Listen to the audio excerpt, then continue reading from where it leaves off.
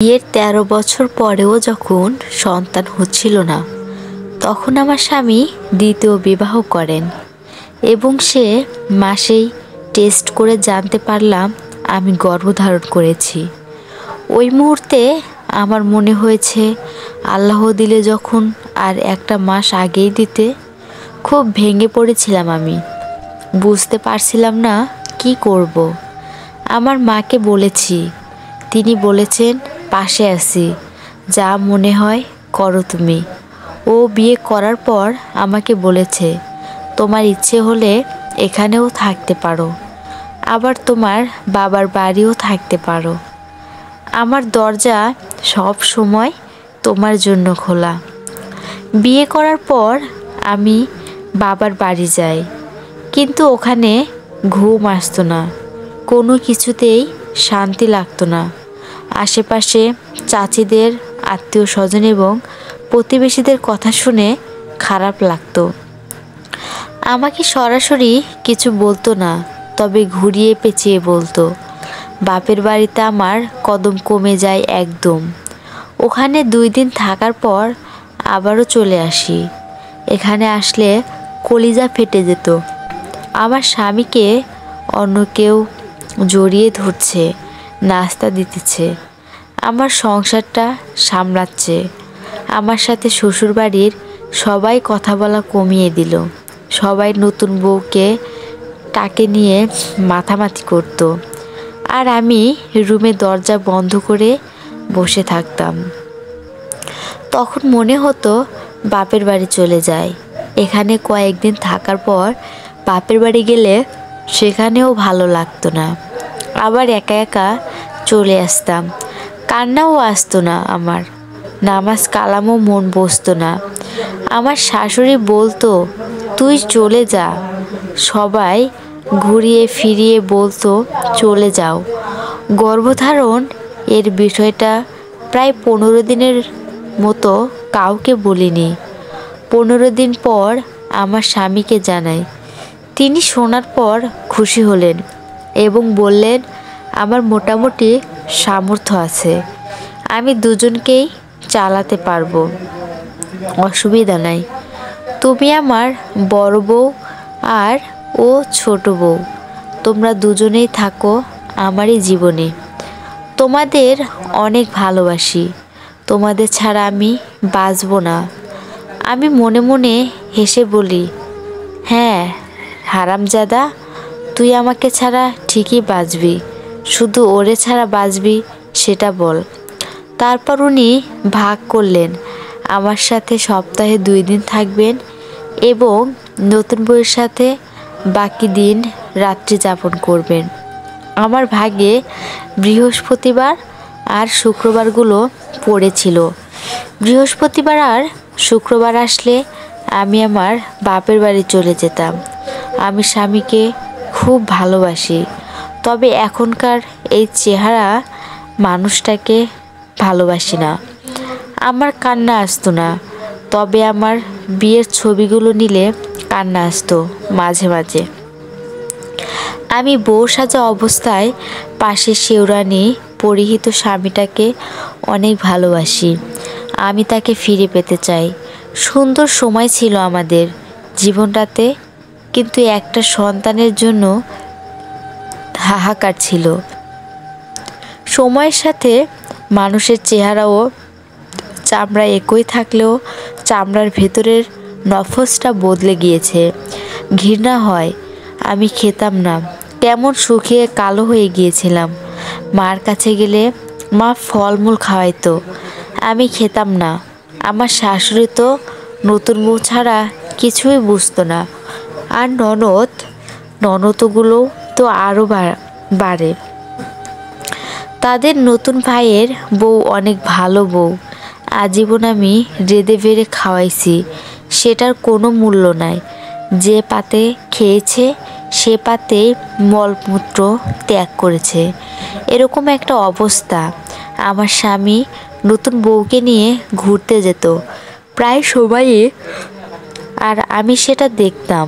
কান্না একটু আসতো না, আমাকে জিজ্ঞেসও করতো না তোমার কি খেতে মন চায় বা তুমি কি খাবে? ও ভালো কথা, আমার রান্না কেউ খেত না, কারণ আমার রান্না মজা নাই, আমি রান্না করতে জানি না।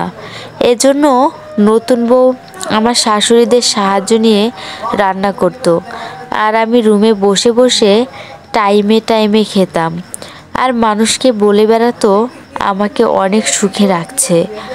নতুন বউ বয়সে আমার চেয়ে অনেক ছোট। একদিন ওকে বলি, বোন, বৃষ্টি আসতেছে, ছাদ থেকে কাপড়গুলো নিয়ে আয়। আমার স্বামী তেলে বেগুনে জ্বলে উঠেছে, কারণ আমি তার নতুন বউকে কেন তুই করে বলেছি। আল্লাহর গজব পড়ুক এমন স্বামীর ওপর। আমি বুঝতেছিলাম না কখন কি করব। দেখতে দেখতে আমার ডেলিভারির টাইম আসে। যেদিন আমার পেইন ওঠে ওই দিন আমার স্বামী তার নতুন বউয়ের বাড়িতে দাওয়াত খেতে যায়। তখন মোবাইল এত সহজলভ্য ছিল না, তাই খবর দিতে পারি নাই। আমার এক চাচার যা আমাকে মেডিকেলে নিয়ে যায়। আমার সাথে আর কেউ যায়নি, কারণ আমার শাশুড়ি বুড়ো মানুষ, উনি নাকি কিছু চেনে না।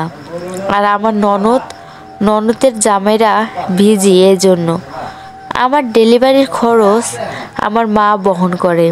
আমি নর্মালে 2টি যমজ পুত্র সন্তানের জন্ম দিই। সরকারি মেডিকেলে 3 দিন থাকার পর আমি আমার বাপের বাড়ি চলে যাই। মেডিকেলে 3 দিন ছিলাম। আমাকে শ্বশুরবাড়ি একটা কুত্তাও দেখতে আসে নাই। একবেলা ভাত নিয়ে আমি বাপের বাড়ি যাওয়ার 7 দিন পর আমার জামাই খবর পাঠায় বাচ্চাদের নিয়ে ওদের ওখানে যেতে।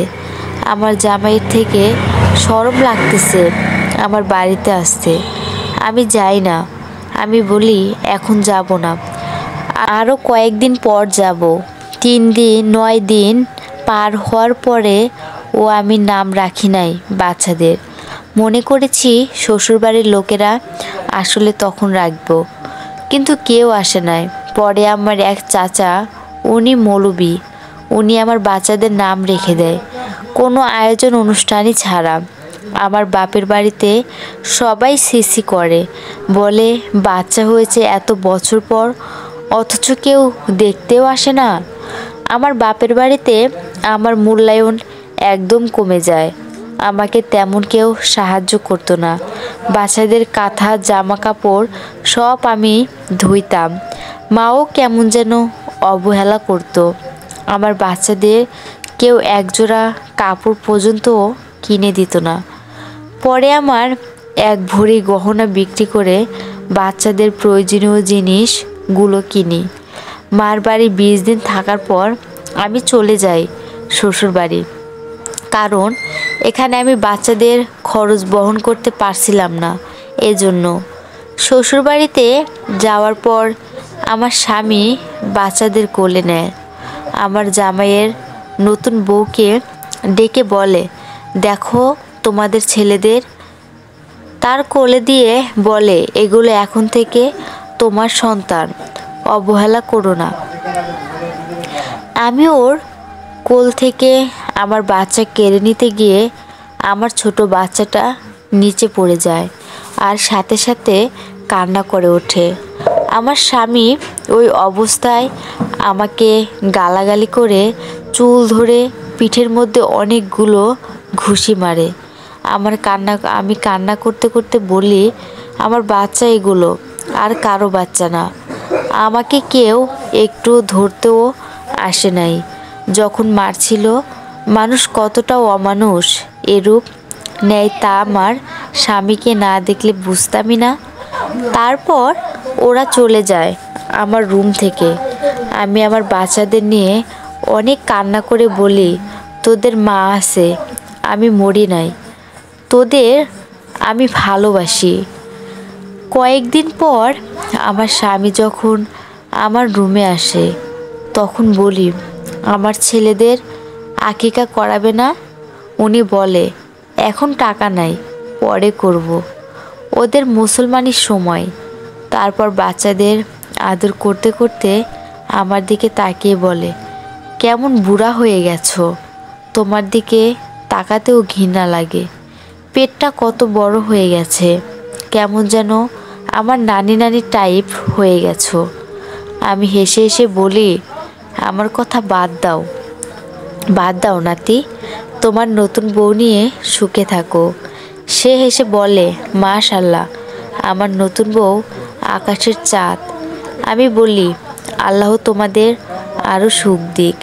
আমি বলি, আমার বাচ্চাদের টিকা দিতে হবে কালকে। বলে, আচ্ছা ঠিক আছে, নিয়ে যাব। পরের দিনও আরও ওর নতুন বউ রেডি হয়ে আসে আমার বাচ্চাদের নিতে। আমি বলি, তোদের হাতে তো আমি বাচ্চা ছাড়বো না, আমার বাচ্চা আমি নিয়ে যাব, আমি বাচ্চার মা। তখন আমার স্বামী আমাকে বলে, তোমার সাথে বাইরে যেতে আমার শরম লাগে। আমি কিছু বলি না, বলি, টাকা দাও, আমার বাচ্চাকে আমিই নিয়ে যাব।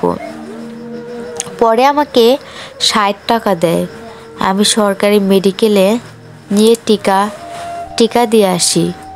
2 বাচ্চা একসাথে কোলে নিয়ে যাই, আমার সাথে কেউ যায় না। মেডিকেলের এক আয়া টিকা দেওয়ার সময় সাহায্য করে আমাকে। মেডিকেলও আমার অনেক সময় লাগে, কারণ টিকা দেওয়ার ফলে বাচ্চারা অনেক কাঁদছিল। সবাই বলতেছিল, আমি একা কেন, কেউ সাথে আসে নাই কেন। অনেক কষ্টে বাচ্চাদের নিয়ে বাসায় আসি হেঁটে হেঁটে, কারণ আসার আর গাড়ি ভাড়া ছিল না। 20 মিনিট হাঁটতে হয়েছিল বাচ্চা 2টা নিয়ে। যাওয়ার সময় 10 টাকা দিয়ে রিক্সা করে গিয়েছিলাম, আর একটা টিকার দাম 25 টাকা, দুজনের 50 টাকা নিয়েছে। বাসায় এসে বাচ্চাদের রেখে একটু বাথরুমে যাই। বাথরুম থেকে শুনতে পাই আমার স্বামী আমার শাশুড়িকে বলছে দুধ রোজ নিতে, কারণ আমার স্বামীর নতুন বউ গর্ভধারণ করেছে। আমি বাথরুম থেকে বেরিয়ে অনেক হাসি বাচ্চাদের কোলে নিয়ে। রুমে এসে আমার স্বামী আমাকে বকা দিচ্ছে, কারণ বাচ্চারা কাঁদছে কেন। আমি নাকি মা হওয়ার যোগ্যতা রাখি না। আল্লাহ ভুল করে আমি ভুল মানুষকে বাচ্চা দান করেছি, কারণ আমার বাচ্চারা কাঁদছে টিকার ব্যথায়। সে একটু মায়া মহব্বতও দেখালো না। আমার নিয়তি এতটাই খারাপ, শীতকাল এলো, আমার স্বামী আমাকে আর বাচ্চাদের তেমন একটা গুরুত্ব কিংবা টাকা পয়সাও দেয় না, কিছু কিনেও দেয় না। শুধু পেটে ভাতে আমার রুমটাতে থাকি। আমার বাচ্চাদের শীতের কাপড় চোপড় কিনতে হবে, এটার জন্য টাকা চেয়েছি। সে আমাকে 200 টাকা দেয়। আমি সে 200 টাকা নিয়ে কয়েকদিনের জন্য বাপের বাড়ি বেড়াতে আসি। বাপের বাড়িতে আসার পর আমার সব গহনা বিক্রি করে ফেলি। প্রায় 30,000 টাকার গহনা বিক্রি করি। আমার এক কাজিন আছে, ওর সাথে আমার খুব ভালো সম্পর্ক এবং ও আমার বান্ধবী হয়। ওর কাছে 20,000 টাকা জমা রাখলাম, আর 10,000 টাকা দিয়ে ইচ্ছে মতো শপিং আর খাবার কিনি। আমার মনে যা খেতে চেয়েছে সব কিনি। আমার বাচ্চাদের জন্য অনেক অনেক রকম কাপড় চোপড় কিনি, খেলনা কিনি। মাকে প্রথম 2 হাত ভর্তি করে বাজার করে দিয়েছি। বাপের বাড়ি 1 মাস ছিলাম। এই 1 মাস স্বাধীনভাবে চলছি। তার মধ্যে কাজিনটার কাছে গিয়ে 12 দিন ছিলাম। ওর একটা মেয়ে আছে, আর ওর স্বামী প্রবাসী। আমার যত সুখ দুঃখের কথা সব ওর কাছে ঢেলে দিতাম। ওরে অনেক আপন মনে হতো। 1 মাস পর শ্বশুর বাড়ি আসি। আমার ছেলেরা বসতে পারে, অল্প হাঁটার চেষ্টা করে। ওরা শুধু রুম থেকে বের হয়ে যেত। ওদের কেউ তেমন আদরও করতো না, আবার মাঝে মাঝে দরদ উতলেও ফেলতো। আমার ছেলেরা হামাগুড়ি দিয়ে ওদিকে গেলে শয়তানরা খাওয়ার সময়ও তরকারি দিয়ে ভাত খাওয়াইয়া দিত। বাচ্চাদের সাধারণত আমরা যেগুলো খাই ঝাল ঝোলওয়ালা তরকারি আমরা দিই না, ভাত দিলে নর্মাল সাদাইয়ের সাথে যে কোনো সবজি পাতিল থেকে ধুয়ে তারপর দিই, কিন্তু ওরা এটা করতো না। আমার বাচ্চাগুলো অনেক কান্না করতো ঝালের জন্য। আমি ওদের মানা করলেও শুনতো না। দেখতে দেখতে আমার জামাইয়ের বউয়ের ডেলিভারির টাইম হলো। ও সিজারে একটি কন্যা সন্তান দেয়। তখন আমার ছোট বাচ্চাটা নিউমোনিয়াতে আক্রান্ত হয়। অনেক ডাক্তার দেখাচ্ছিলাম, পরেও যখন ভালো হচ্ছিল না তখন আমি আমার বাচ্চাদের নিয়ে আমার বাপের বাড়ি চলে আসি।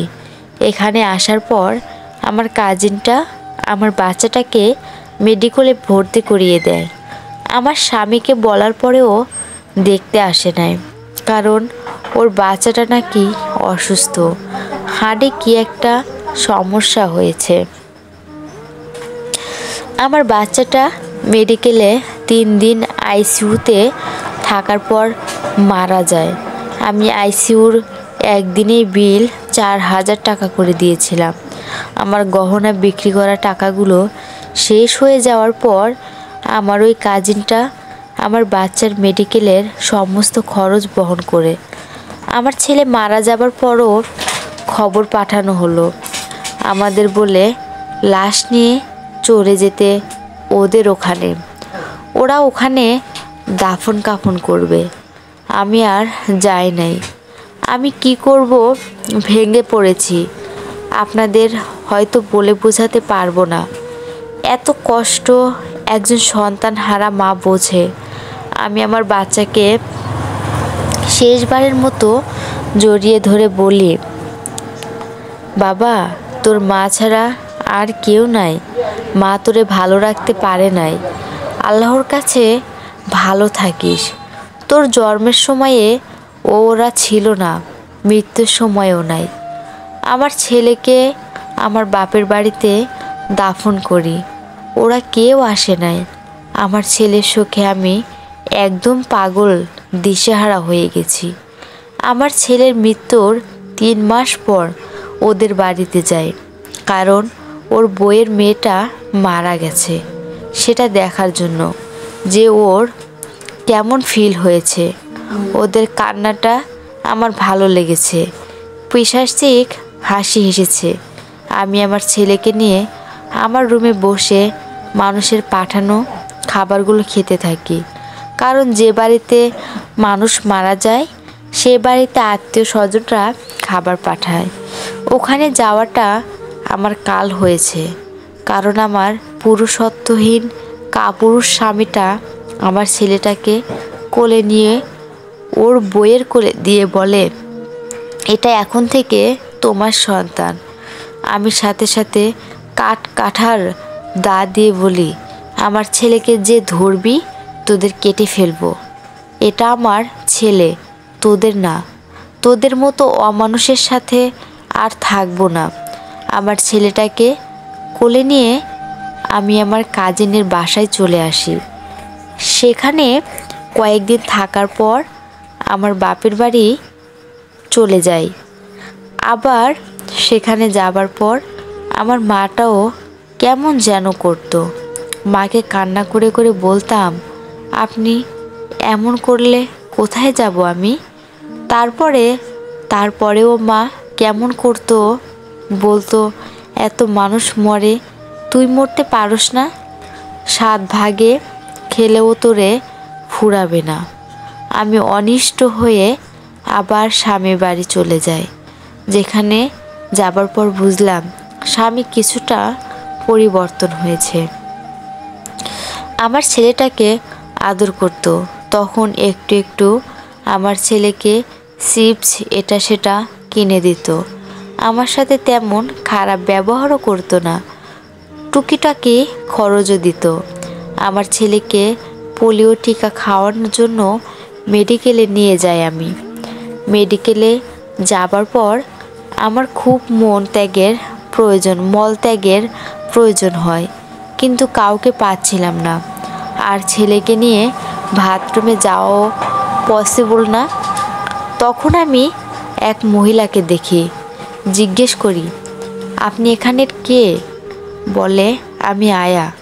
আমি বলি, খালা, আমার বাচ্চাটা একটু রাখেন, আমি একটু বাথরুমে যাব। ওনাকে দিয়ে বাথরুমে যাই। বাথরুম থেকে এসে ওনাকে ধন্যবাদ জানাই আমার ছেলেটাকে রাখার জন্য। পরে আমি সহ হাঁটতে হাঁটতে মেডিকেলের বাহিরে আসি, কথা বলে টুকিটাকি আবার বাসায় চলে আসি। বাসায় আসার পর গোসল করে ছেলেকে নিয়ে ঘুমাই। দুপুরের দিকে আমার স্বামী আসেন আমার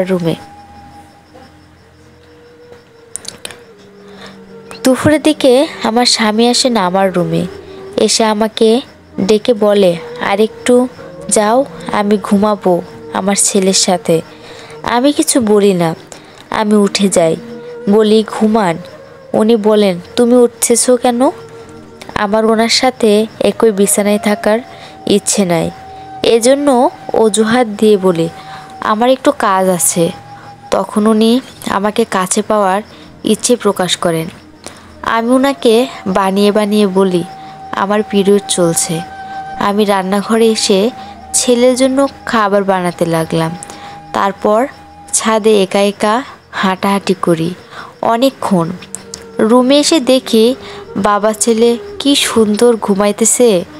আমার ছোট সন্তানের জন্য অনেক কান্না আসে, আর বলি, হারামজাদা, আল্লাহ তোর বিচার করবেন। আমার জামাইয়ের বউ এসে আমার রুমে ওনাকে ঘুম থেকে ডেকে তুলে বলেন, রুম থেকে বের হতে ইচ্ছে করতেছে না। ওনার কাঁচা ঘুম ভাঙাতে অনেক রেগে যায়। ওরা ঝগড়া শুরু করে। ওদের আওয়াজের শব্দে শুনে আমার ছেলেটাও উঠে কান্না শুরু করে।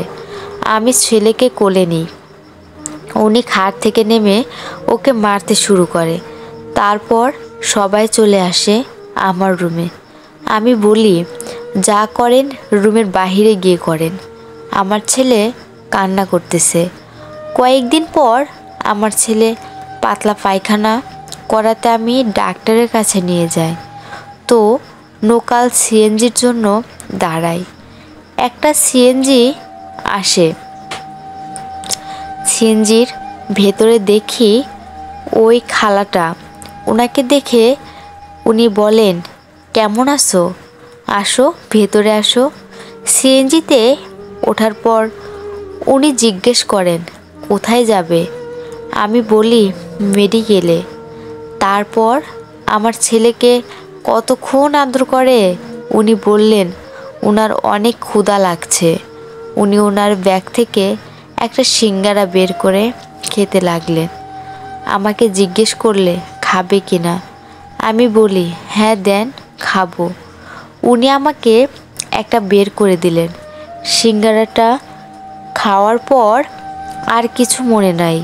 নিজেকে আবিষ্কার করি একটা গাছের নিচে। কয়েকজন মানুষ আমার মুখে পানি দিয়ে হুঁশ ফিরায়। আমাকে জিজ্ঞেস করে, তোমার বাড়ি কোথায়? এখানে কেন আসছো? আমি চারপাশে খেয়াল করে দেখি এক গাছের নিচে, আর জায়গাটা গ্রামের মধ্যে। আমি তখন আমার বাচ্চা কোথায় আমি হাও মাও করে কান্না শুরু করি আর সব বলি। ওনারা বলেন, এটা তো গ্রাম, তোমাকে এখানে দেখে পরে আসো। সবাই মিলে তোমার হুঁশ আনলাম। পরে ওনারা আমাকে ঘরে পৌঁছায় দিল।